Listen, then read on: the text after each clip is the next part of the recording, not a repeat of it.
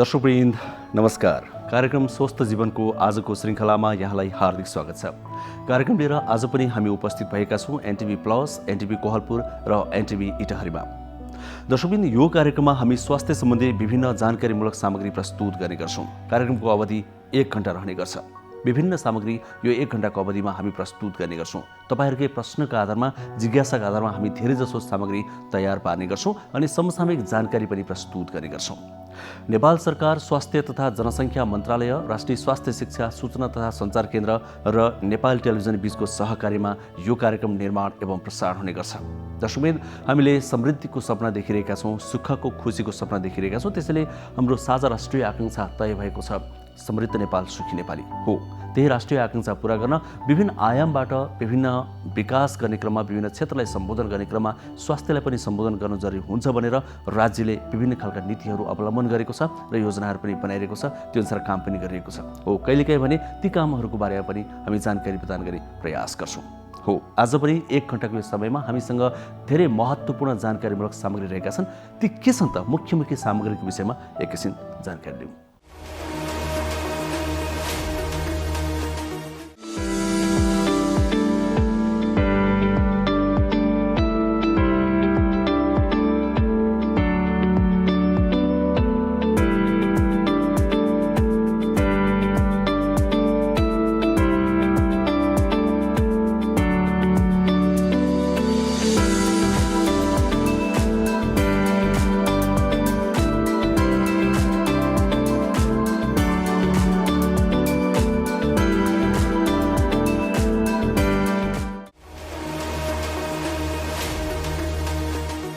Corona virus, जसको कुरा नगरी स्वास्थ्य कार्यक्रम लाग्छ अधुरै रहन्छ। किनभने कोरोना भाइरसले सिङ्गो संसारलाई आक्रान्त बनाएको छ। हामी पनि त्यसमा अछुतो छैनौँ। नेपालमा पनि दोस्रो भेरिएन्ट पनि देखियो। अब तेस्रो लहर पनि आउँछ, तेस्रो भेरिएन्ट पनि देखिन्छ भनेर विज्ञले भन्दै आएका छन्। त्यसैले हामीले थप सतर्क हुनु जरुरी छ। अर्को कुरा, तेस्रो भेरिएन्टले बालबालिकालाई थप असर गर्छ भनेर पनि विज्ञले भनिरहेका छन्। त्यसैले यो थप खतरा बन्दै गएको छ। किनभने बालबालिकालाई अहिलेसम्म भ्याक्सिन लगाइएको छैन, त्यो विकास भइसकेको छैन। त नेपालमा अहिले कोरोना भाइरसको के छ, त्रास अवस्था के छ र भविष्य कस्तो हुन सक्छ भनेर विज्ञहरूको अनुमान छ। यो विषयमा हामी एउटा विशेष रिपोर्ट सुरुवातमै आज प्रस्तुत गर्नेछौँ। त्यसपछि हामीले कार्यक्रममा हरेक दिन स्वास्थ्य संवाद प्रस्तुत गर्ने गरेका छौँ। त्यसमा अक्सर हामी चिकित्सकसँग संवाद गर्ने गर्छौँ र स्वास्थ्यको विषयमा जानकारी प्रदान गर्ने गर्छौँ। विभिन्न विषयमा, कोरोनाको विषयमा पनि हामी जानकारी प्रदान त गर्छौँ नै। तर आज अलिकति फरक खालको संवाद छ। बायोमेडिकल प्रविधिको कुरा गर्छौँ आज हामी। बायोमेडिकल प्रविधि भन्नाले स्वास्थ्य संस्थाहरूमा अर्थात् अस्पतालहरूमा प्रयोग गर्ने विभिन्न सामग्रीहरू, स्वास्थ्य सामग्रीहरूको विषयमा इन्जिनियरिङ गरेका एकजना इन्जिनियरसँग हामी कुराकानी गर्दैछौँ। किनभने कृत्रिम अङ्ग बनाउनेदेखि लिएर एक्सरे लगायतका विभिन्न सामग्रीहरू बनाउने काम बायोमेडिकल इन्जिनियरले गर्ने गर्छन्, जुन निकै महत्त्वपूर्ण कुरा हो। त्यसैले गर्दा नेपालमा त्यस्ता खालका सामग्रीहरूको, ल्याबका सामानहरूको अनि अन्य उपचार सामग्रीहरूको अवस्था के छ, तिनलाई कस्तो राख्नु पर्थ्यो, हामी कमी कमजोरी सहित अगाडि बढेका छौँ कि या ठिक छ, यो विषयमा हामी आज संवाद गर्नेछौँ। यो अलिकति फरक खालको संवाद कहिलेकाहीँ आवश्यक पर्छ भनेर हामीले राखेका छौँ। दर्शकवृन्द, हामीले जुन पिएसएहरू अर्थात् सामाजिक सन्देशहरू प्रसारण गर्ने गरेका छौँ, छोटो छोटो अवधिका तर महत्त्वपूर्ण सन्देशहरू, तिनलाई पनि आज समावेश गर्नेछौँ र अन्तिममा हामीले प्राय प्रस्तुत गर्ने गरेको एउटा सेगमेन्ट आज पनि प्रस्तुत गर्नेछौँ, जसको नाम मेरो जीवनशैली। हामी पछिल्लो समयमा जुन जीवनयापन गरिरहेका छौँ, त्यसले गर्दाखेरि हामी बढी शौखिन भएकोले गर्दा, खानेकुरामा ध्यान नदिएकोले गर्दा, अलि फरक जीवन बिताइरहेकोले गर्दा हामीले रोग धेरै निम्त्याएका छौँ भनेर विज्ञले भनिरहेका छन्। त्यसो भए खास जीवनशैली कस्तो हुनुपर्छ हो, त्यो विषयमा एकजना विज्ञले हामीलाई सुझाव दिनुभएको छ। त्यही नै त्यो सेगमेन्टमा हामी प्रस्तुत गर्नेछौँ। यसरी यो 1 घण्टाको समयमा हामी सकेसम्म धेरै जानकारीमूलक सामग्री प्रस्तुत गर्ने प्रयास गर्नेछौँ। सुरुमा कोरोना भाइरसको अहिलेको अवस्थाको विषयमा हामीले तयार पारेको यो विशेष रिपोर्ट एकैछिन हेरौँ।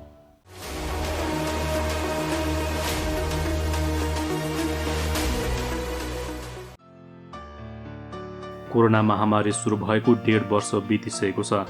एकातिर खोपको उत्पादनले राहत दिइरहेको बेला अर्कोतिर भाइरसले थरीथरीका रूप देखाइरहेको छ।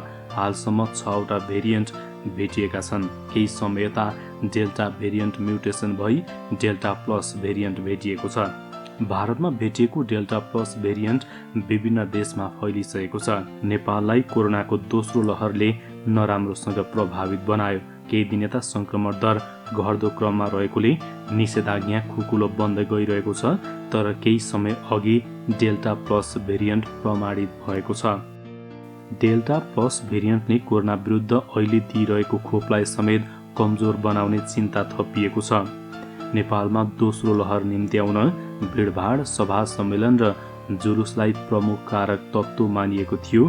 फेरि यस्ता गल्ती पूर्ण दोहोरिए तेस्रो लहर आउन सक्ने जनस्वास्थ्यविदहरूले बताएका छन्। भिडभाड हुँदै जाने र स्वास्थ्य सुरक्षाको मापदण्ड पालना नगर्ने हो भने छिटो भाइरसलाई फैलन मद्दत पुग्नेछ।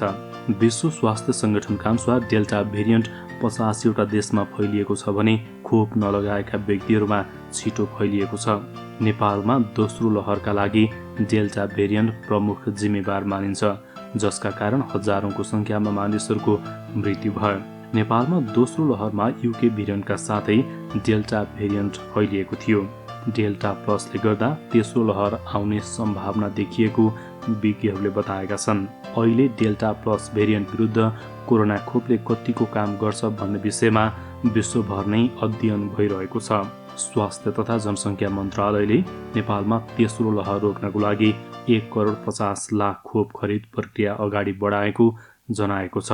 हालसम्म नेपालमा 25,56,129 जना अर्थात् 8.2% जनसङ्ख्याले पहिलो मात्रा र 7,45,670 अर्थात् 2.3% जनसङ्ख्याले दुवै मात्रा खोप लगाएका छन्।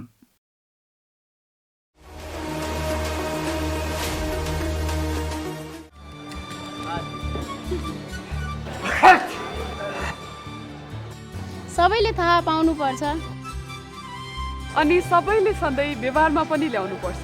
होइन, के थाहा पाउने अनि के व्यवहारमा ल्याउने भनेको? सबैले इन्फ्लुएन्जाबाट बच्ने उपायहरू थाहा पाउनुपर्छ। अनि सबैले इन्फ्लुएन्जाबाट बच्ने मुख्य 4 उपायहरू सधैँ व्यवहारमा पनि ल्याउनुपर्छ।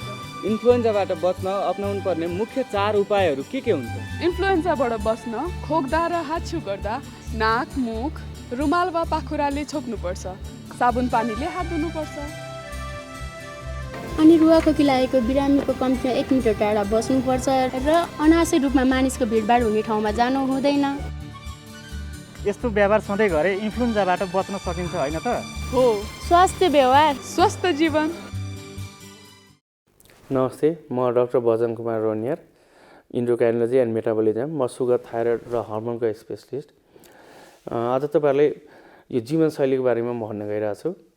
नर्मली डायबिटिज बिरामीदेखि लिएर हामी नर्मल मान्छेहरूले पनि गर्नुपर्ने कुरा एउटै हो। 1 नम्बर त हामीले चाहिँ जीवन स्वस्थ बनाउनको लागि चाहिँ बिहान एटलिस्ट 1 घन्टा चाहिँ मर्निङ वाक गरौँ। अझै अब यङ्स्टरहरू हुनुहुन्छ भने त जिम जोइन्टदेखि लिएर एरोबिक्स, एटलिस्ट एरोबिक्स एक्सर्साइज चाहिँ गर्नु पर्यो। त्यो बाहेक तपाईँले योगा, मेडिटेसन गर्नुहोस्, मेन्टल स्ट्रेस लेभलहरू पनि कम हुन्छ। त्यो सँगसँगै हामीले चाहिँ खानपिनमा चाहिँ कन्ट्रोल गर्नुपर्ने हुन्छ। नर्मली आजकलको जुन बच्चाहरूदेखि लिएर अब स्कुल जाने बच्चाहरू, ठुलोदेखि लिएर सबैले चाहिँ बढी फास्ट फुड, फ्राइड फुडहरूमै बढी ध्यान दिन्छ। इभन प्यारेन्ट्सले पनि मेरो बच्चा अलिक मोटोघाटो छैन, त्यो चाहिँ हामीले नसोचौँ। बच्चा मोटोघाटो भन्दा पनि हामीले हेल्दी चाहिँ हुनुपर्छ। त्यही भएर बच्चाहरूलाई पनि सक्दो यो फ्राइड फुड, फास्ट फुड रेस्टुरेन्टमा लगेर खुवाउने, यस्तो चिल्लो चिल्लो खुवाउनुभन्दा राम्रो बरु घरकै तपाईँको यो भेजिटेबल्सहरूदेखि नर्मल दाल भात तरकारी खुवाउने गर्नुहोस्, फ्रुट्सहरू बढी खुवाउने गर्नुहोस्। मासु, माछा, अन्डा पनि प्रोटिन डाइटहरू चाहिन्छ, त्यसै खानुहोस्। अझ यो प्रोटिन डाइटहरूमा बढी यो रातो मासुहरू चाहिँ सक्दो नखाउँ, बरु यसको चिकन, फिसहरू, यो पोल्ट्रीहरूको बरु खाँदा चाहिँ राम्रो हुन्छ। त्यसपछि अब हामीले यो चुरोट र मदिराहरू पनि छोड्ने गर्नु पर्यो। चुरोटले पनि नराम्रै कम्प्लिकेसनहरू ल्याउँछन्, जस्तै मुटुको समस्या, फोक्सोको समस्याहरू आउन सक्छ। त्यसै भएर रक्सीले गर्दाखेरि कलेजोको समस्याहरू आउन सक्छ। यसले गर्दाखेरि सुगर, प्रेसरहरू सबै बढ्न सक्छ। त्यही भएर चाहिँ सक्दो तपाईँको चाहिँ रक्सी खाँदैन खाउँ, कहिलेकाहीँ खानै गर्नु परे पनि भन्छौँ हामीले चाहिँ 1 देखि 2 प्याक, त्योभन्दा चाहिँ सक्दो खान चाहिँ मिल्दैन भनेर। इभन डायबिटिज भएको बिरामीले पनि नर्मली क्यालोरी मेन्टेनहरू गरौँ। डायबिटिज भएको बिरामीले चाहिँ मेनली चाहिँ हाई कार्बोहाइड्रेट चाहिँ खानु गर्नु भएन। चिनीबाट बनेको खानेकुराहरू, तेलमा तारेकोहरू, रातो मासु, कोल्ड ड्रिङ्क्स, घिउ, तर, चुरोट, रक्सीहरू चाहिँ नखाउँ। खानेकुरा हामीले डायबिटिज बिरामी होस् या नर्मल बिरामी नै नर्मल मान्छे भए पनि थोरै गरेर दिनमै 5-6 पल्ट, जसले गर्दा हाम्रो शरीरको मेटाबोलिजम बढाउनु पर्यो क्या। जति मेटाबोलिजम बढाउनु भयो भने हाम्रो त्यति मोटोपन चाहिँ अलिक कम हुन्छ भनेर के। किनकि नत्र मोटोपन हुनुको कारण नै हो कि हामीले बिहान बेलुकै 2 छाक टन्नै खान्छौँ, फेरि दिउँसो खाइराख्नु हुँदैन। त्यही भएर थोरै गरेर खानुहोस्। खाना खाँदाखेरि चाहिँ कार्बोहाइड्रेटको मात्रा चाहिँ अलिक कम गरौँ। त्यसपछि प्रोटिन्स, भिटामिन्स, मिनरल्सहरूलाई चाहिँ अलिकति बढाएर राख्ने गर्नुहोस्। प्लस स्ट्रेस लेभलहरू पनि काम गर्नु। नर्मली आफूलाई टाइम दिनुहोस्। एउटा भनाइ नै छ 8 घन्टा काम गर्नुहोस्, 8 घन्टा इन्टरटेनमेन्ट, 8 घन्टा सुत्नु पर्यो। त्यही हिसाबले काम गर्नु। 8 घन्टाको ठाउँमा यो होइन कि 16 घन्टा, 12 घन्टा, 15 घन्टा काम गर्नु चाहिँ भएन। त्यही भएर अलिकति सेल्फ आफूलाई पनि टाइम दिनुहोस्। दर्शकवृन्द, अब एकैछिन कार्यक्रममा समय भएको छ स्वास्थ्य संवादको। हामीले सुरुवातमा पनि भन्यौँ, स्वास्थ्य संवादमा हामी धेरैजसो स्वास्थ्य कर्मीसँग, चिकित्सकसँग कुराकानी गर्ने गर्थ्यौँ, डाक्टर साहबहरूसँग कुराकानी गर्ने गर्थ्यौँ। तर आज अलिकति फरक कुरा गर्दैछौँ। हामी बायोमेडिकल इन्जिनियरिङ अर्थात् प्रविधिको विषयमा हामी कुरा गर्दैछौँ। अस्पतालहरूमा अनि स्वास्थ्य संस्थाहरूमा, विशेष गरी धेरै ल्याबहरूमा जुन उपकरणहरू प्रयोग गरिन्छ, ती उपकरणहरू निर्माण गर्ने अनि तिनको चाहिँ निर्माण मात्र नभएर तिनलाई बेला बेलामा मेन्टेनेन्स गर्ने अनि त्यसपछि मानवले लगाउने कृत्रिम अङ्गहरू समेत निर्माण गर्ने काम बायोमेडिकल इन्जिनियरले गर्ने गर्छन्। ती बायोमेडिकल इन्जिनियरहरू नेपालमा कतिको सङ्ख्यामा छन् र नेपालमा भएका ती बायोमेडिकल इन्जिनियरहरूको अनुभवका आधारमा नेपालमा यो मेडिकल सेक्टरमा प्रयोग गर्ने सामग्रीहरू के कस्तो अवस्थामा छन्, कतिको प्रभावकारी छन्, आज हामी यो बुझ्ने प्रयास गर्दैछौँ। किनभने यो पनि अति आवश्यक कुरा हो। यसको महत्त्व दिन प्रतिदिन बढ्दै गएको छ। त्यसैले एकजना बायोमेडिकल इन्जिनियरसँग हामी संवाद गर्दैछौँ, जसले हाम्रो स्वास्थ्य क्षेत्रको प्रविधिको विषयमा स्पष्ट पार्ने प्रयास हुनेछ। आउनुहोस् एकैछिन हेरौँ यो स्वास्थ्य संवाद।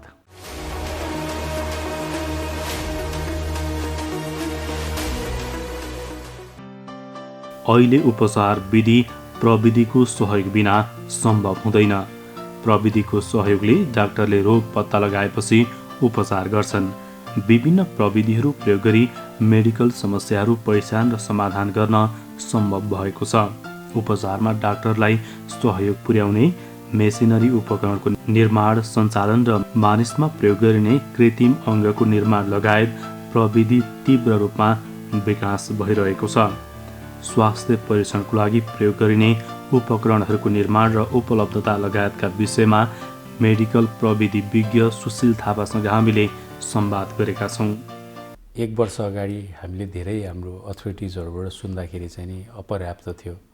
हामीले हङकङ लगेर टेस्ट गऱ्यौँ भन्नुभयो होइन।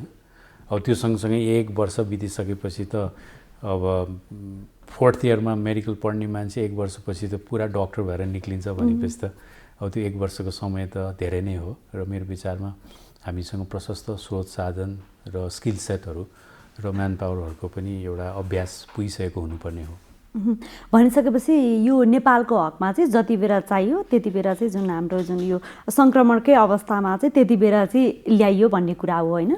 हामीसँग कुनै पनि प्लानिङ, कुनै पनि मेडिकल इमर्जेन्सीको त्यस्तो सलिड प्लानिङ अथवा गाइडलाइन्सहरू छैन रहेछ होइन।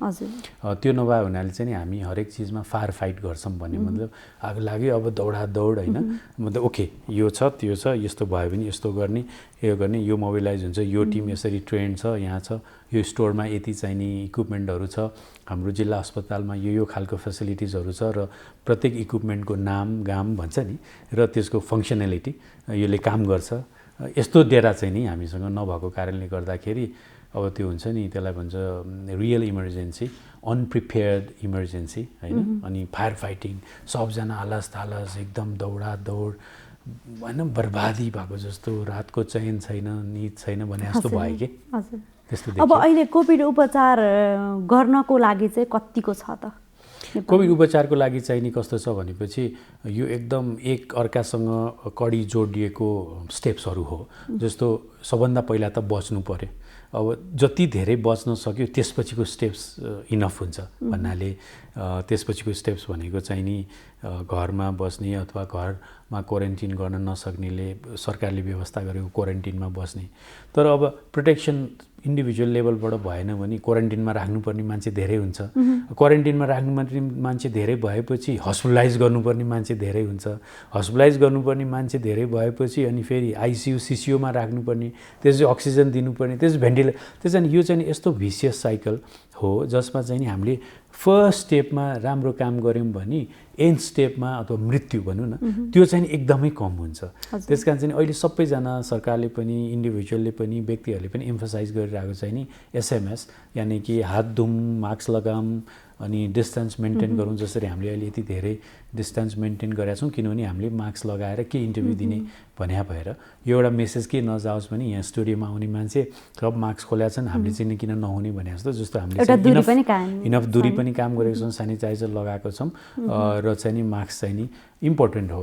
त्यसैले त्यो हामीले गर्न नसक्ने बित्तिकै अब यो चाहिँ नि एकले अर्कालाई सार्ने भएको हुनाले मोबिलिटी कम गर्नु पर्यो, एक अर्काको नजिक हुनु जानुपर्ने अवस्थालाई कम गर्नु पर्यो। अब त्यो पनि हामीले गरेको छैनौँ, पोलिटिकल लेभलबाट गरेको छैनौँ, इन्डिभिजुअल लेभलबाट गरेको छैनौँ, रिलिजियस लेभलबाट गरेको छैनौँ। सो धर्मको नाममा नजिक समूहमा जाँदैछौँ, रमाइलोको नाममा नजिक समूहमा जाँदैछौँ, पोलिटिक्सको नाममा नजिक समूहमा जाँदैछौँ। त्यसको कारणले गर्दाखेरि चाहिँ नि अब यही कन्टिन्यू गऱ्यौँ भने चाहिँ नि हामीसँग भएको कुनै पनि स्रोत साधनले काम गर्दैन। हजुर, अब यो त जनस्वास्थ्यका मापदण्डको कुरा पनि रह्यो होइन, फेरि स्रोत साधनकै कुरामा फर्क्यौँ। जनशक्ति चाहिँ कस्तो छ नेपालमा?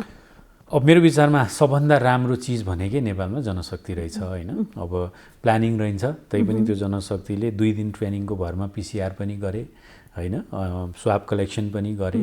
त्यसमा नेपालमा म्यान पावरमा चाहिँ नि अलिकति गर्व गर्न लायककै र उहाँहरूको डेडिकेसन, स्पेसली डेडिकेसनको लागि चाहिँ नि हामीले स्यालुट नै गर्नुपर्ने देखियो। बाँकी सारा चिज जस्तो म्यानेजमेन्टमा के भन्छ नि म्यान पावर पनि इम्पोर्टेन्ट हो, तर मेथड पनि इम्पोर्टेन्ट। मेथडमा हामी चुक्यौँ भन्नाले कसरी गर्ने, के गर्ने, कसरी पछिसम्मको कुरा सोच्ने भन्ने कुरामा प्लानिङमा त हामी चुक्यौँ। तर हतार गर्दाखेरि पनि राम्रो काम गरेको भने चाहिँ नि मेरो विचारमा म्यान पावरले नै हो। हजुर, अब यो त दौडिने कुरामा होइन, आफूलाई परिसकेपछि कसरी स्रोत साधनहरू जुटाउने भन्ने कुरामा हो। अब ती सामानहरू चाहिँ हाम्रो जुन देशमा निर्माण गर्नु पर्यो भनेदेखि चाहिँ त्यो खालको जनशक्ति चाहिँ छ अथवा छैन भन्न खोज्छु। त्यो हामी एकदमै इम्पोर्ट बेस्ड अथवा आयात मुखी देश हो।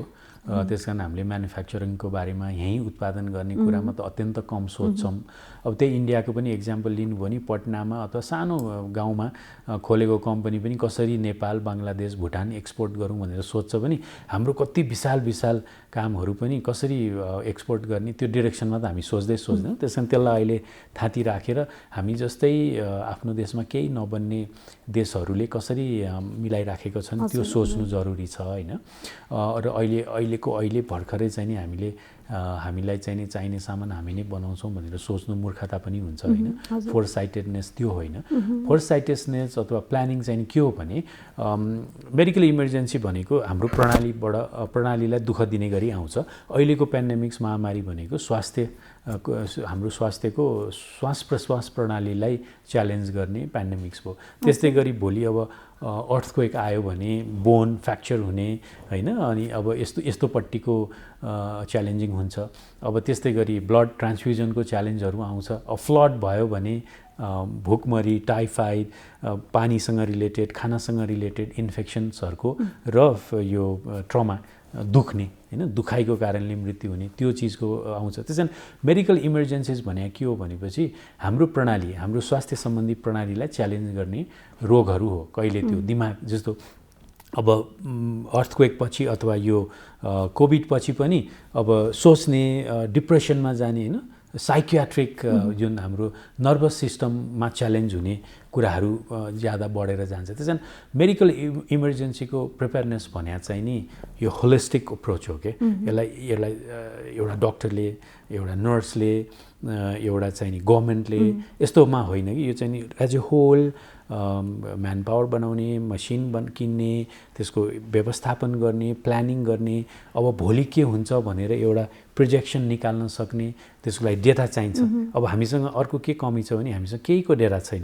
हामीसँग कतिवटा अस्पताल छ, त्यो अस्पतालभित्र के सामग्रीहरू छ, कुन कुन चाहिँ नि फङ्सनल छ, कुन फङ्सनल छैन, कस्तो म्यान पावर ट्रेन्ड छन् होइन, कति मान्छेको दरबन्दी छ, दरबन्दी फुलफिल भएको छ कि छैन, मतलब यावत चाहिन्छ जनशक्ति यावत कुराहरूको केही डेटा नभएपछि हामी के हिँड्दा चाहिँ वी जस्ट वक इन हिँडिराखेका छौँ। यो गर्नु पऱ्यो गरिदिइहाल, त्यो गर्नु पऱ्यो गरिदिइहाल। फेरि एउटा एटिट्युड के पनि छ नेपालीको कामको कल्चरमा भने चाहिँ नि स्पेसली ब्युरोक्रेसीमा चाहिँ नि स्याटरडे किन काम गर्ने होइन, अब अनेक पब्लिक हलिडेज होइन, घरमा श्राद्ध हुँदा पनि बिदा लिनुपर्ने। अब पेन्डेमिक्समा चाहिँ नि तपाईँको त्यस्तो हुँदैन नि त। तपाईँ यदि लडाइँमा हुनुहुन्छ भने तपाईँ स्याटरडे शत्रुलाई आक्रमण गर्न दिनुहुन्छ र? दिनुहुन्न नि त। राति भयो भनेर तपाईँ गन छोड्नुहुन्छ र? छोड्नुहुन्न नि। त्यस कारण चाहिँ हामीले लर्न गर्नुपर्ने कुरा के हो भनेपछि वी आर एट वार, हामी लडाइँमा छौँ।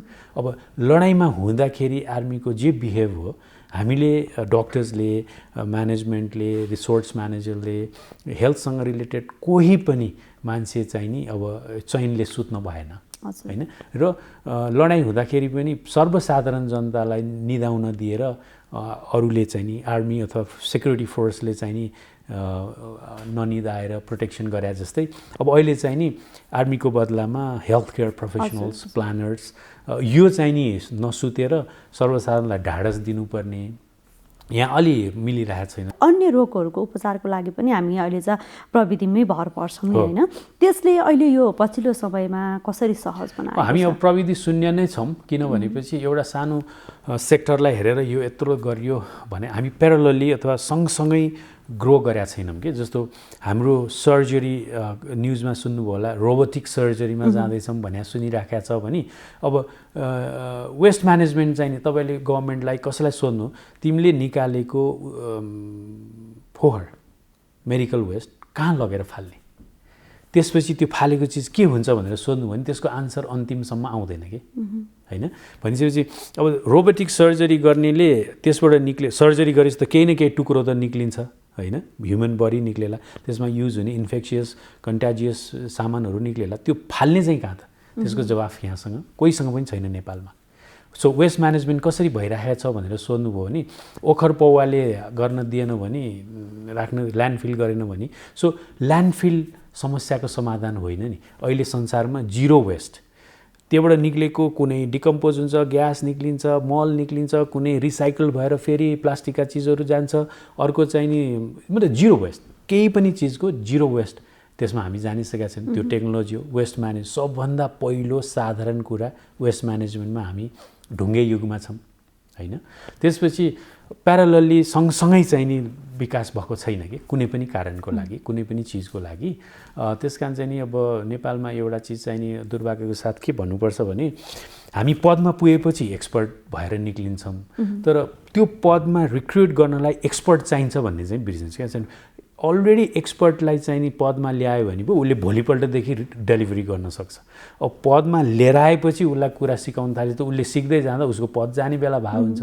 नेपालमा नर्मल्ली अब पोलिटिकल पदलाई त के भन्नु र त्यसरी नै आउने होला, तर अरू पदहरू पनि त्यसरी बाँडी नै हुनाले चाहिँ त्यसले गर्दा चाहिँ हामीले धेरै ठुलो अब 1 वर्षपछि आएपछि अस्ति न त्यसरी लकडाउन ओभरअल गर्न नपर्ने रहेछ, नहुने रहेछ, हामीले गऱ्यौँ। अब त्यत्रो मान्छेको ज्यान गइसकेपछि अबको रिग्रेट त युजफुल छैन नि। प्रविधिको समयमा, सूचना र सञ्चारको समयमा त एउटा विश्व एउटा घरको रूपमा परिचित भइसकेको छ होइन। हामीले जहाँको पनि टेक्नोलोजीहरू युज गर्न सक्छौँ, त्यसमा चाहिँ नेपालले भरपुर त्यसको उपयोग गर्न सकेको छ कि छैन? स्वास्थ्यको क्षेत्रमा जस्तो डक्टरहरू पनि जुन यो प्रविधिको प्रयोग गरेर पनि उपचार पद्धतिहरू जुन पछिल्लो समय जुन अवलम्बन गर्नुहुन्छ, यो चाहिँ कतिको पछिल्लो समयमा कतिको भरपुर रूपमा चाहिँ उपयोग गर्न सकेको छ? भरपुर होइन, सुरु नै भएको छैन। जस्तो डिजिटल मेडिकल रेकर्डिङ होइन, अब त्यो चाहिँ के भने बिरामीको मेडिकल रिपोर्टहरू फाइल बोकेर हिँडिरहेको अहिलेसम्म पनि ठुल्ठुला अस्पतालका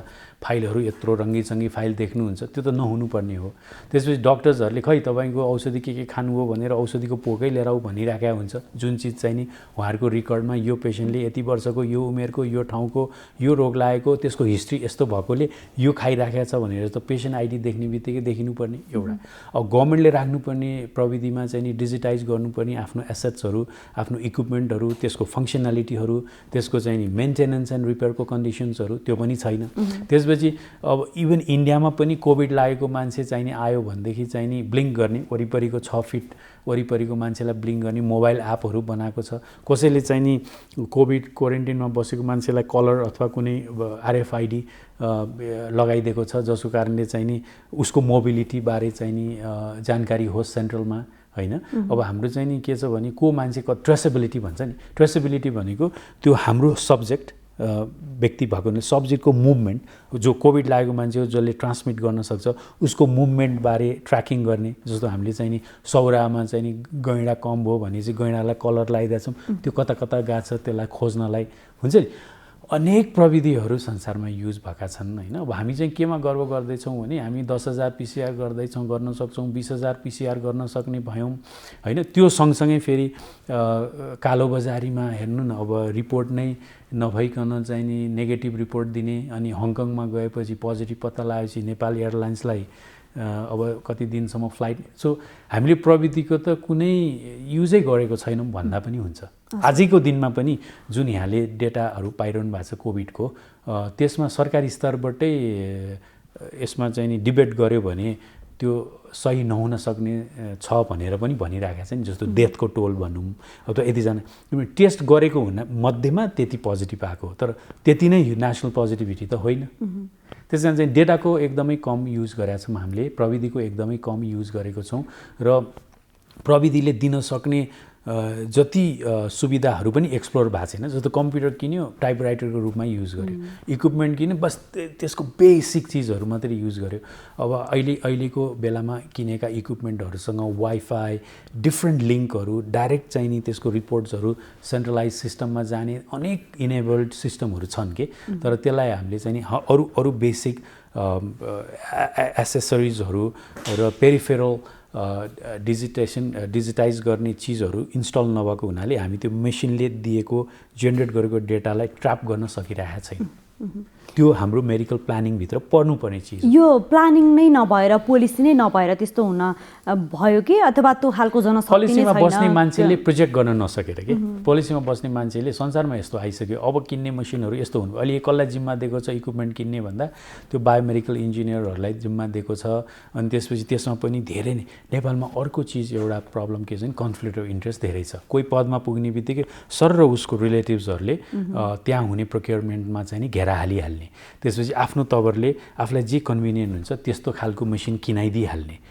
त्यो भएको हुनाले पनि हामीले चाहिँ नि पैसा खर्च गर्छौँ र त्यस अनुरूपको प्रविधिको जुन छलाङवाला प्रविधि छ नि त्यो पाइराखेको छैनौँ। हामी पुरानो सिस्टमहरू किनिरहेछौँ, किनभने त्यो अधिकारीको मान्छेको कनेक्सन त्यो मान्छेसित थियो, त्यो बिजनेस मान्छेसित। त्यस कारण उसँग जे छ त्यसलाई राम्रो भनेर किनिराखेका छौँ, न कि संसारमा के चाहिँ राम्रो आयो त्यो चाहिँ हामी किन्छौँ भन्न सक्ने अवस्था छैनौँ। किनभने नेपालमा चाहिँ नि कन्फ्लिक्ट अफ इन्ट्रेस्टको मात्रा चाहिँ एकदमै धेरै छ के, त्यसले पनि विकासलाई अवरोध गरेको छ। हजुर, अब यो त समग्र पोलिसीको कुरा भयो नि।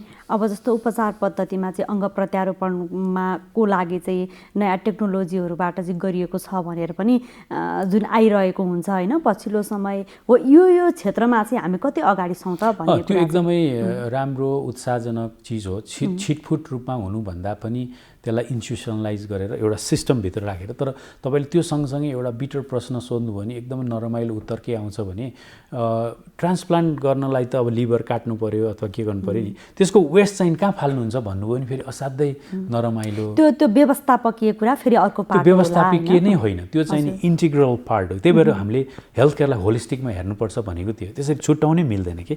जस्तो हस्पिटल भन्ने बित्तिकै त्यहाँ हस्पिटालिटी र मेडिकल सँगसँगै आउनुपर्छ। हस्पिटलमा होटलमा के हुन्छ, हस्पिटालिटी हुन्छ, राम्रोले बोल्ने, सफा खानामा ध्यान, सुत्ने ठाउँ हाउसकिपिङमा ध्यान। त्यस्तै मेडिकलमा के हुन्छ, ICU, CCU, doctors, surgery, anaesthesia, nurses, pharmacy होइन, अनि त्यसपछि टोयलेट, यो सबै त्यतापट्टि हुन्छ। त्यस कारण त्यो दुईवटा मिसेपछि मात्रै हस्पिटल बन्छ क्या। त्यस कारण अब हामी के फोकस गरिरहेको छौँ नि, हस्पिटल भन्ने बित्तिकै डक्टर, अब डक्टर भन्ने बित्तिकै पनि सर्जन अनि फिजिसियन, खै एनेस्थेसियाको कुरा, खै नर्सेसको कुरा, खै फार्मेसीको कुरा, खै न्युट्रिसनिस्टको कुरा।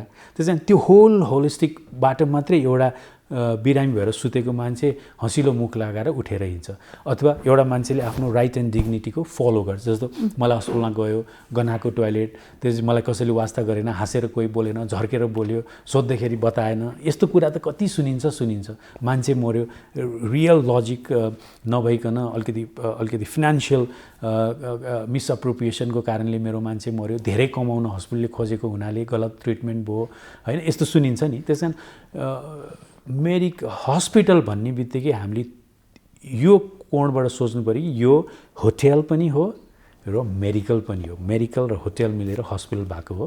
सो हस्पिटालिटी सँगसँगै मेडिकल सर्भिसेसहरू दिनु पऱ्यो। मेडिकल सर्भिसेस भनेको डक्टर, क्लिनिसियन मात्रै होइन। भनेको त्यहाँबाट निस्किने फोहोरहरूको व्यवस्थापन पनि त्यही भित्र आउनु, डाटाहरूको व्यवस्थापन, त्यो शुद्ध हामीले युटिलाइज गरिसकेपछि मात्रै यो प्रविधिको युज गरेको चाहिँ एउटा अर्थ रहन्छ भन्ने कुरा भयो होइन। अब समग्रमा भन्दाखेरि देशको स्वास्थ्य नीति कस्तो हुने भन्ने कुरालाई यहाँले जोड दिनुभयो होइन। मैले त्यसलाई किन जोड दिएँ भनेपछि स्ट्यान्डर्डाइजेसन भनेको के हुन्छ भने एउटै रोग लागेको मान्छेलाई जसले ट्रिट गरे पनि त्यसरी नै गर्यो भनेदेखि चाहिँ नि सक्सेस रेट धेरै हुन्छ भनेर धेरै सक्सेसफुल कन्ट्रीहरूले गाइडलाइन बनाएको हुन्छ। अब टाइफाइड भयो के गर्ने त, सबभन्दा पहिला के गर्ने, त्यसको चाहिँ नि गाइडलाइन भयो र सबै फिजिसियनले त्यो गाइडलाइन फलो गर्नुभयो भने नेपालमा टाइफाइड भएर कस्तो ट्रिटमेन्ट गरिन्छ भन्ने कुरा युनिभर्सल भयो नि त। त्यसो भएपछि डिबेट त भएन नि होइन। त्यो गाइडलाइनलाई चेन्ज गर्न मिल्छ एक्सपिरियन्स अनुसार, बेस्ट प्र्याक्टिसेस, अरू विकसित देशले, अरू जानेकोले, अथवा कहिलेकाहीँ हामीले गरेको ट्रिटमेन्ट पनि कन्ट्री स्पेसिफिक ट्रिटमेन्ट पनि नेपालबाट कसैले सिकोस्। जस्तो हामीले चाहिँ भ्याक्सिनेसनमा एकदम राम्रो गरेका छौँ भनेदेखि भ्याक्सिनेसन कसरी गरिने रहेछ, नेसन वाइड भ्याक्सिनेसन कसरी गर्ने रहेछ भने नेपालले सिकाओस् न अरूलाई। त्यस्तै गरी टाइफाइडको ट्रिटमेन्ट कसरी हुन्छ, जस्तो ट्युबरक्लोसिस, अब तपाईँ अमेरिकामा गएर ट्युबरक्लोसिसको ट्रिटमेन्ट कसरी गर्ने भनेर सिकेर त सिक्नुहुन्न नि, त्यहाँ त ट्युबरक्लोसिस छैन नि होइन। त ट्युबरक्लोसिसको ट्रिटमेन्टको इम्प्लिमेन्टेसन कसरी गर्ने भने त ट्युबरक्लोसिस भएको देशबाट सिक्नु पऱ्यो। अब मलेरियाको ट्रिटमेन्ट कसरी गर्ने भनेर इङ्ल्यान्डमा गएर सिकेर त भएन नि। मलेरिया त यहाँ धेरै छ, इन्डियामा धेरै छ। त्यस कारण बेस्ट प्र्याक्टिसेस र त्यो सिक्ने अपर्च्युनिटिज भएको देशको चाहिँ नि गाइडलाइन्सहरूलाई फलो गरेर हामीले गाइडलाइन्स त बनाउनै पर्ने भएको छ क्या, नत्र धेरै नै विकृति आयो नि नेपालमा मेडिकलमा। किनभने डक्टरको आफ्नो जुरिडिक्सनले, कम्पनीको हस्पिटलको आफ्नो तरिकाले म यति पैसा लिन्छु, यो गरेको कोभिडको केसमा पनि त म कहाँ 2 लाख डिपोजिट गर्नु थियो। अब कोभिडमा गर्ने के हो त्यसको गाइडलाइन्स बनाउनुहोस् न, त्यसपछि कस्टिङ आइहाल्छ नि होइन र, गाइडलाइन चाहियो। प्रविधिले गर्दाखेरि डक्टर आफैलाई चाहिँ कतिको सजिलो भएको छ? डक्टरलाई धेरै सजिलो भएको छ नि, डक्टरलाई त धेरै सजिलो भएको छ। अझ TAT भन्छ, टर्न अराउन्ड टाइम। अहिले हरेक डक्टरलाई चाहिने इन्फर्मेसनहरूको टर्न अराउन्ड टाइम एकदमै कम भएर गएको छ। डक्टरले युज गर्ने भनेको हाँ गर्नुहोस्, जिब्रो देखाउनुहोस् मात्रै छैन नि अहिले तपाईँको ब्लड रिपोर्ट ल्याउनु भयो कि भएन, रेडियोलोजीको रिपोर्ट ल्याउनु भयो कि भएन भन्ने छ नि त। त्यो चिजहरू यति छिटो त्यो सर्भिसेसहरू नेपालमा प्राप्त हुन थालेको छ अहिले। मेरो विचारमा त्यसले त डक्टर्सहरूलाई रोग क्योर गर्नलाई धेरै सजिलो भएको छ। जस्तो बिरामी आफैको लागि पनि त ती प्रविधिको कारणले गर्दा केही समय पछाडि रोग पत्ता लाग्थ्यो भने केही समय अगाडि त रोग पत्ता लागेर उसले उपचारमा जानलाई त धेरै नै सहज भएको होला नि। सहज भएको छ, त्यो राम्रो कुरा हो, त्यसलाई हामीले इन्करेज गर्नुपर्छ। तर मैले अघि भने जस्तै कन्फ्लिक्ट अफ इन्ट्रेस्टको कारणले त्योभन्दा विकसित, त्योभन्दा कटिङ एज भन्छ कि हामीले, कटिङ एज टेक्नोलोजी आउनुपर्नेमा पुरानो टेक्नोलोजी अझै पनि भित्री राखेको छ। नेपालले चाहिँ नि अन्त युज भइसकेको इक्विपमेन्ट ल्याएर आउन दिँदैन नियमले, तर आइराखेको छ। मैले यो भनेको त्यस कारण चाहिँ नि हाम्रो भन्सारको मान्छेहरूले राम्रो टेक्नोलोजी, नराम्रो टेक्नोलोजी, युज भएको इक्विपमेन्ट, ब्रान्ड न्यू इक्विपमेन्ट छुट्याउन सक्ने कुनै आधार उनीहरूलाई दिएको छैन, ट्रेनिङ उनीहरूलाई दिएको छैन। अर्थ मन्त्रालयमा जागिर खायो, बस भन्सारको अधिकृत भइहाल्यो। त उसले कसरी चिन्छ त यो रिफर्बिस्ड हो, यो रिफर्बिस्ड होइन। तर नियमले 2063 सालदेखि नेपालमा refurbished, pre owned, used medical equipment ल्याउनु हुन्न भनेर लेखेको छ। यो नियमले स्मग्लिङ हो तर आइराखेको छ। त्यसैले मैले के भन्नु खोजेको भने पद पाएपछि एक्सपर्ट हुने होइन, एक्सपर्टलाई पदमा ल्याउनु पर्ने सिस्टम ल्यायो भने यो आफै मिल्दै जान्छ कि। हजुर, अब जस्तो स्वास्थ्य परीक्षणका लागि चाहिँ जुन प्रयोग गरिने उपकरणहरू चाहिँ खास कसरी चाहिँ सञ्चालन गर्नुपर्ने हो त? नगर्नुपर्ने चिज पनि कमर्सियल मोटिभले गरेको धेरै उदाहरणहरू छन् नेपालमा। तर कुनै सामान लिएर आयो, सिटी स्क्यान लिएर आयो, त्यो कसरी चलाउने नै थाहा नभएको यस्तो चाहिँ छैन। दे आर वेल ट्रेन, त्यो ठिकै होला, मेरो विचार राम्रै भइरहेछ। हजुर, अब यो जुन अघि सुरुदेखि नै कुरा भइराखेको छ होइन, जति बेला हामीलाई आवश्यकता पर्छ त्यति बेला हामी दौडेर जाने कुरा रह्यो होइन। अब समग्र देशको स्वास्थ्य जुन नीति चाहिँ कस्तो हुनुपर्ने हो त? कन्फ्लिक्ट अफ इन्ट्रेस्टलाई ध्यानमा राखेर गर्नुभन्दा पनि अब चाहिँ नि एउटा देशले के चाहिँ गर्नै पर्छ होइन, र यहाँले भन्नुभयो जस्तो प्रविधि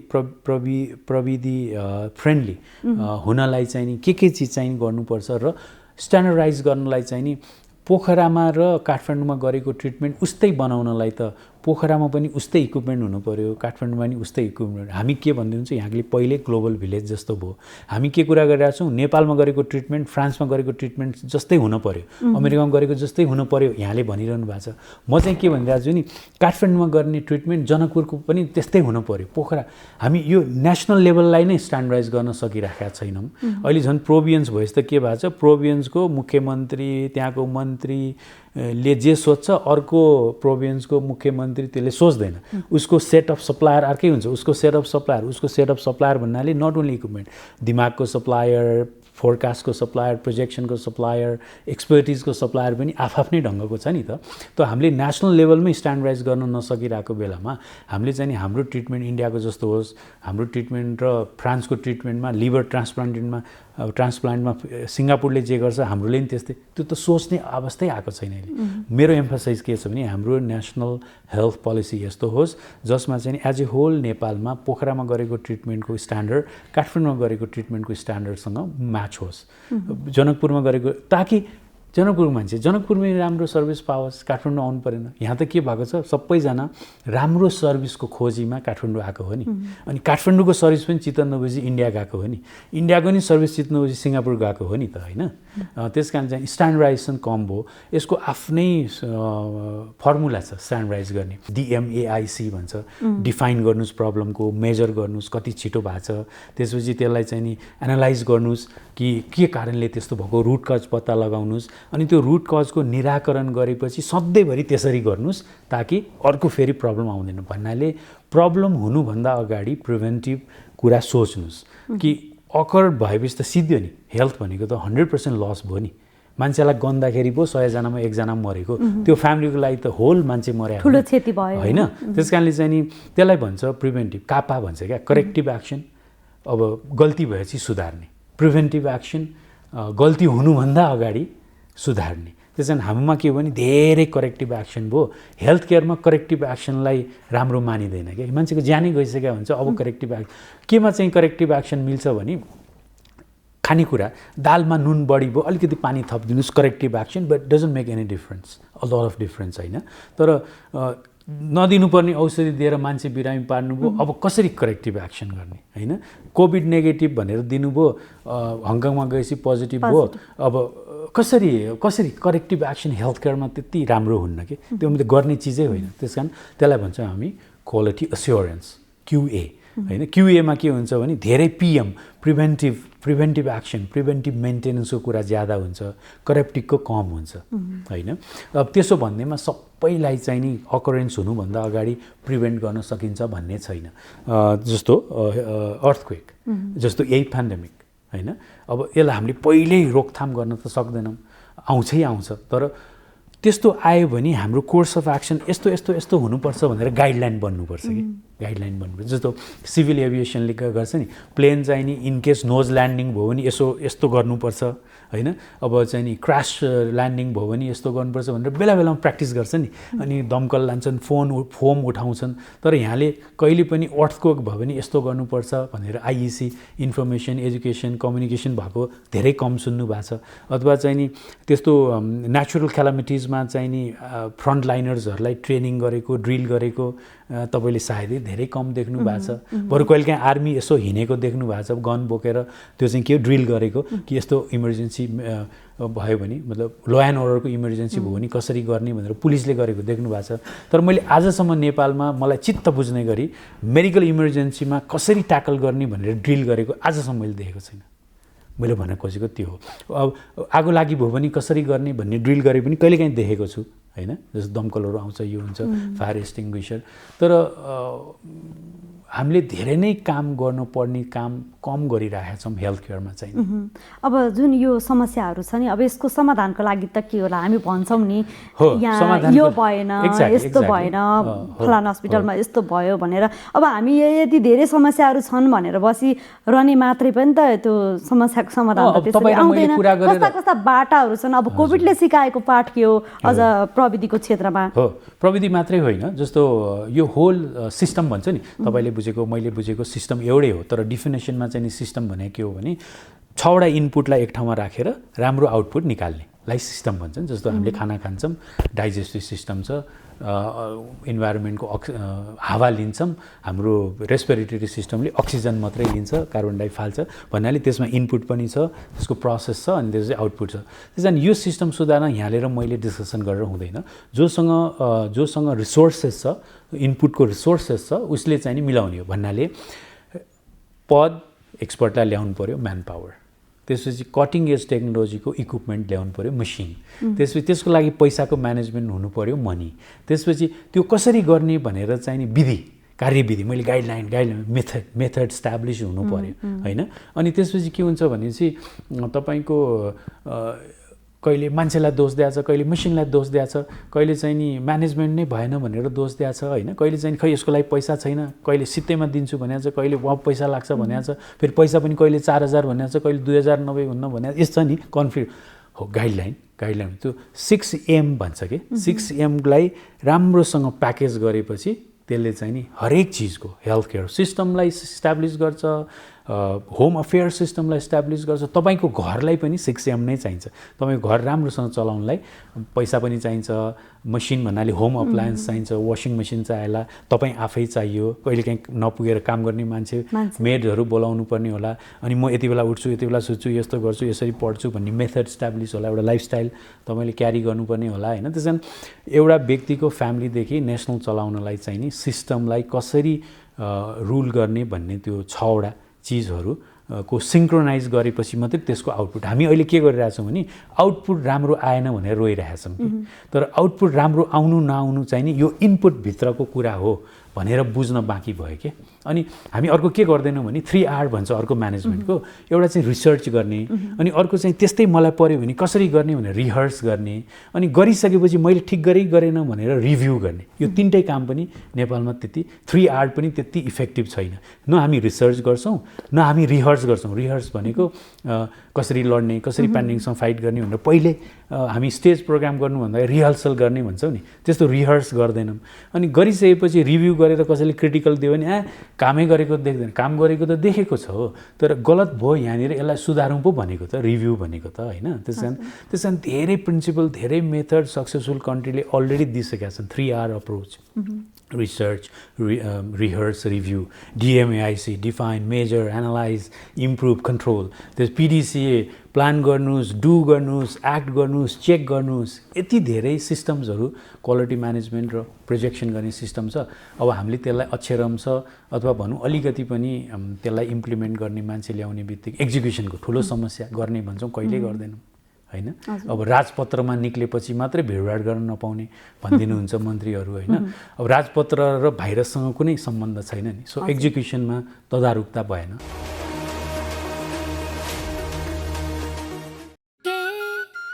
हात धुन्छौ र साबुन पानीले धुन्छु नि कति बेला धुन्छौ र छिनछिनमै धुन्छु नि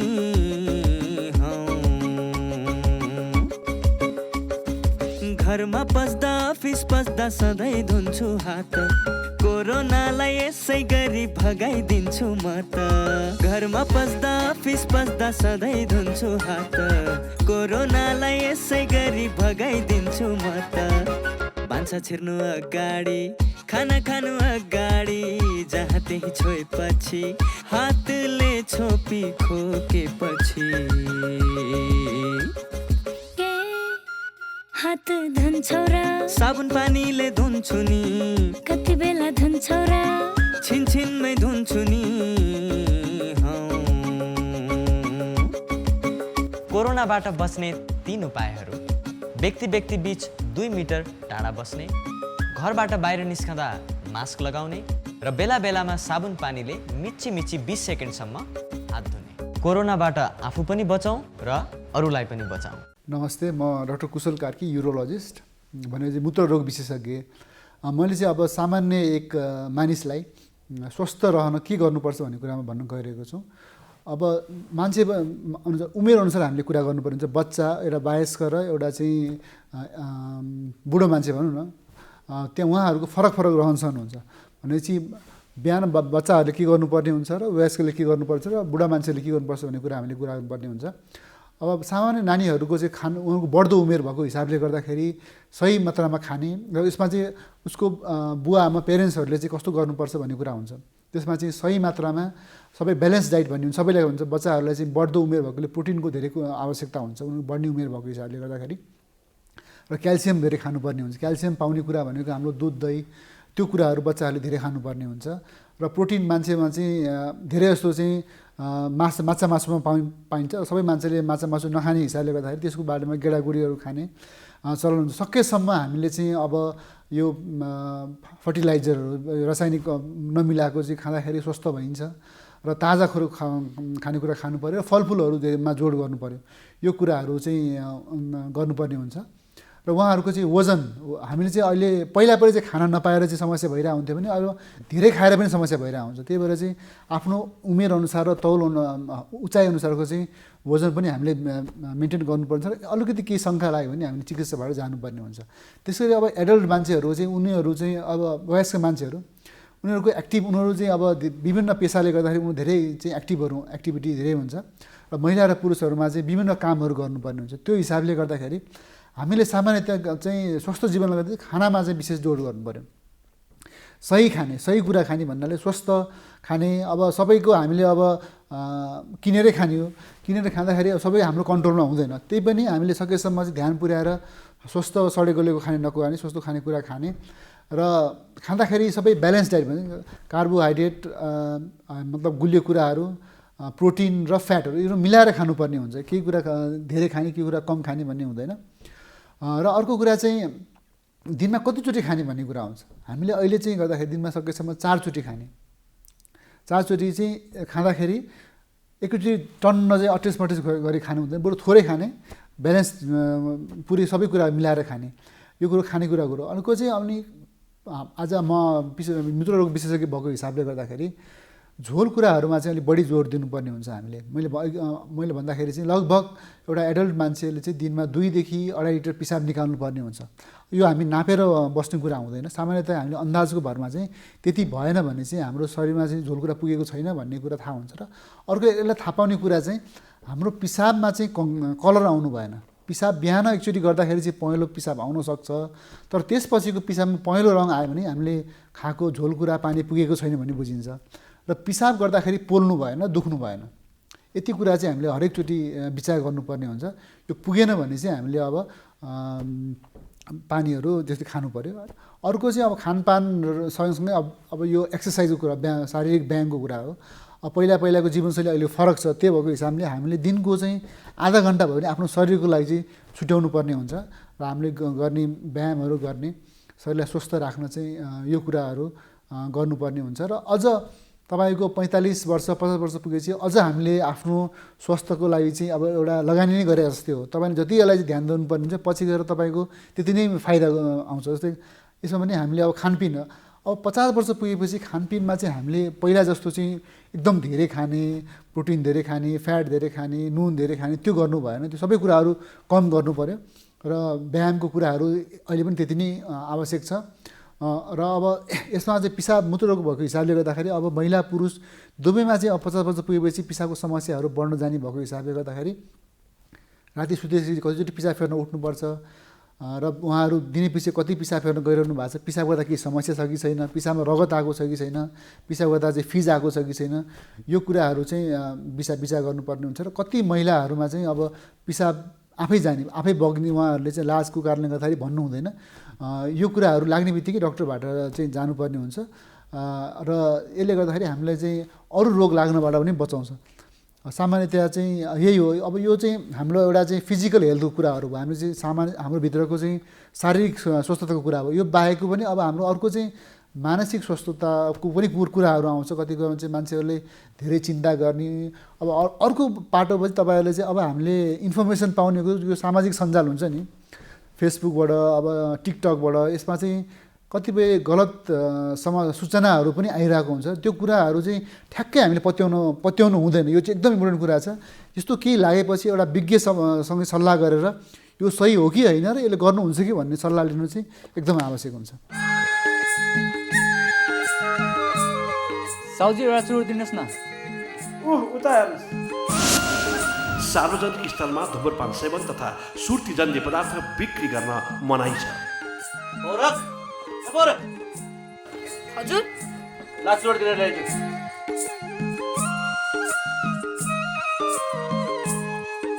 खै एकपल्ट चुरोट दिनुहोस् त। कति वर्ष पुग्यो बाबु? 12। पढ्न आउँछ? किन नआउनु? बाबु त्यसो भए त्यो पढ त।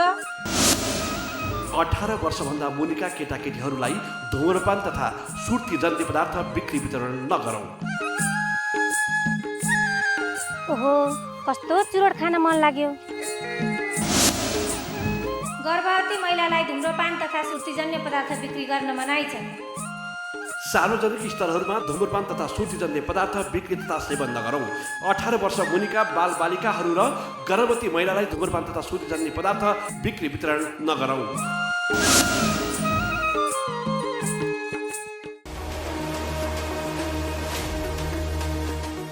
दर्शकवृन्द, कार्यक्रममा फेरि पनि हार्दिक स्वागत छ। एनटिभी प्लस, एनटिभी कोहलपुर र एनटिभी इटहरीबाट यो कार्यक्रम यहाँले दैनिक रूपमा हेर्दै आउनुभएको छ। अब एकैछिन जीवनशैलीको कुरा गरौँ। विज्ञहरूले भन्दै आएका छन् कि हामीले कति रोग निम्त्याउने या लगाउने अनि कति रोग चाहिँ लागेको छ भने पनि असर कम गराउने, त्यो चाहिँ हाम्रो दैनिक जीवनमा भर पर्छ, अर्थात् हाम्रो जीवनशैलीमा निर्भर गर्छ। अर्थात् हामीले खाने खानेकुराहरू, हामीले गर्ने शारीरिक अभ्यास, हामीले सुत्ने उठ्ने तरिकाहरू अनि हामी कतिको तनाव लिन्छौँ भन्ने कुराहरूले पनि धेरै फरक पार्छ। त्यसो भए वास्तवमा हामीले अहिलेको समयमा स्वस्थ रहन, रोग लागेको छ भने पनि असर कम पार्न कस्तो जीवनशैली अपनाउनुपर्छ, त्यो विषयमा एकजना विज्ञले हामीलाई सुझाव दिनुभएको छ। त्यही सुझाव नै अबको सेगमेन्टमा हामी प्रस्तुत गर्दैछौँ, मेरो जीवनशैली।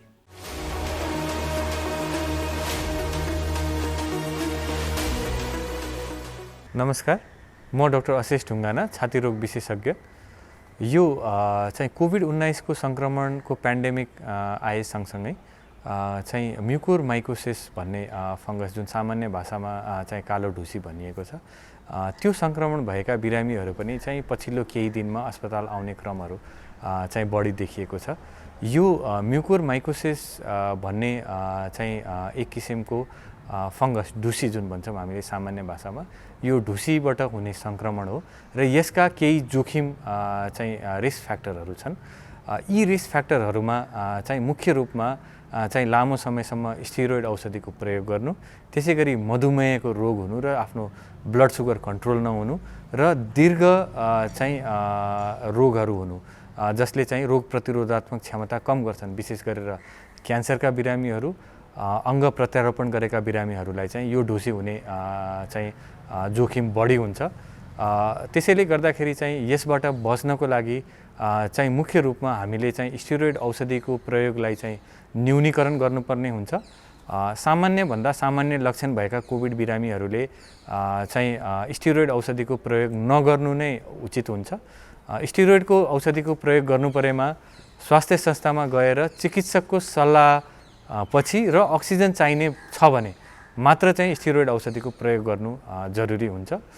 दोस्रो कुरा, मधुमेहका बिरामीहरूले आफ्नो सुगरको नियमित चाहिँ चेक जाँच गराउनुपर्छ र सुगर बढेको खण्डमा सुगरका औषधिहरू मिलाएर त्यो सुगरलाई चाहिँ कन्ट्रोलमा राख्नु जरुरी हुन्छ। त्यसका साथसाथै चाहिँ सफा खानपान, यो विशेष गरेर चाहिँ माटोमा पाइने र फोहोर भएको म्यानुअरहरूमा पाइने भएको हुनाले त्यसबाट टाढा बसेर यो ढुसीबाट हुने सङ्क्रमणबाट जोगिन सकिन्छ।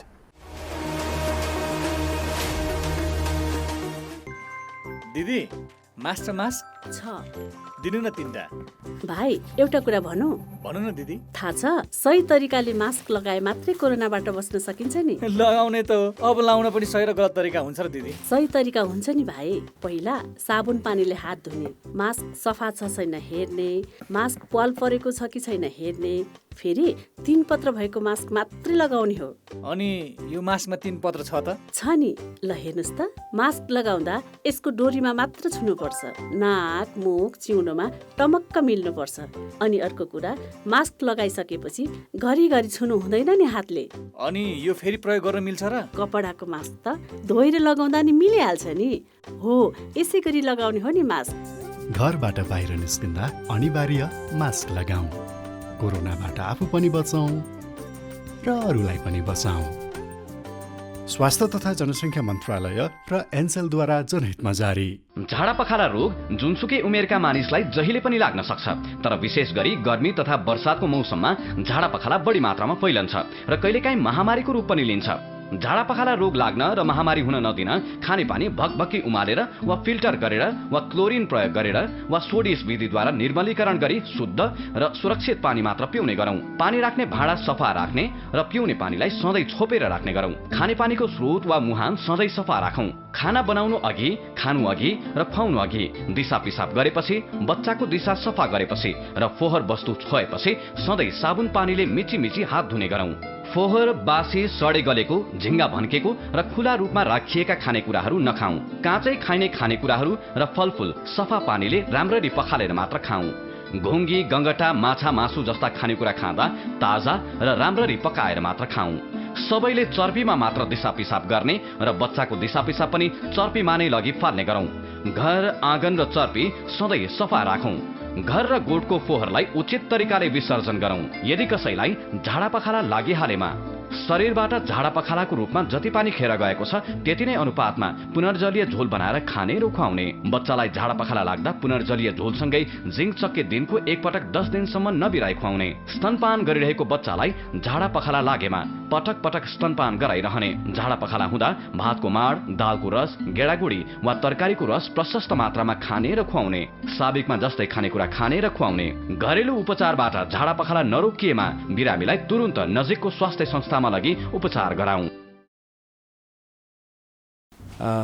यो कोभिडको खोपको कुरोमा खोप लगाउँदाखेरि कसैलाई अलिअलि ज्वरो आउने यस्तो खालको सामान्य रियाक्सन हुनसक्छ। त्यो भनेको एकदमै नर्मल कुरा हो। तर त्यो खोपले तपाईँलाई चाहिँ कोभिड जस्तो खतरनाक हुन सक्ने रोगबाट चाहिँ बचाउँछ। त्यसकारण यो खोपको बारेमा विश्वको धेरैवटा देशहरूमा धेरै किसिमका परीक्षणहरू भइसकेका छन् र यो खोप चाहिँ सबै हिसाबले सुरक्षित देखिएको छ र विभिन्न यो खोपको चाहिँ प्रभावकारिता अलिअलि फरक भए पनि सबैभन्दा कम प्रभावकारी मानिने खोप पनि 80% जति चाहिँ प्रभावकारी छ। त्यसकारण चाहिँ छिटो खोप लगाएर आफूलाई कोभिडबाट सुरक्षित राख्नु नै बुद्धिमानी हुनेछ। जन्मान्तर र इच्छा अनुसार सन्तान जन्माउन अनि सुखी परिवारको लागि परिवार नियोजनको साधन अपनाउनुहोस्।